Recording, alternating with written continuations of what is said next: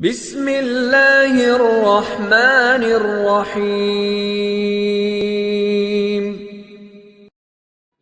اللہ تعالیٰ نے قوم عاد کو سلطنت دی اور بدنی قوت بھی وافر عطا فرمائی، چنانچہ شداد ابن عاد جیسا بڑا بادشاہ انہی میں ہوا، اور جسمانی اعتبار سے یہ لوگ انتہائی صحت مند، قوی اور توانا، بہت لمبے قد والے اور بڑے بھاری ڈیل ڈول والے تھے۔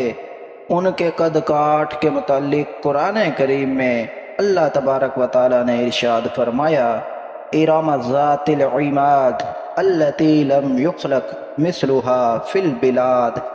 ترجمہ: ارم کے لوگ ستونوں جیسے قد والے کہ ان جیسا شہروں میں پیدا نہ ہوا۔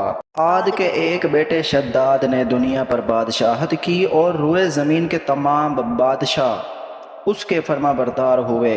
اس نے جنت کا ذکر سن کر سرکشی کے طور پر دنیا میں جنت بنانی چاہی، اور اس ارادے سے ایک بہت بڑا شہر بنایا جس کے محل سونے چاندی کی اینٹوں سے تعمیر کیے گئے، زبرجد اور یاقوت کے ستون اس کی عمارتوں میں نصب ہوئے اور انہی سے فرش بنائے گئے، سنگریزوں کی جگہ آبدار موتی بچھائے گئے، ہر محل کے گرد جواہرات پر نہریں جاری کی گئیں، اور طرح طرح کے درخت حسن تزئین کے ساتھ لگائے گئے۔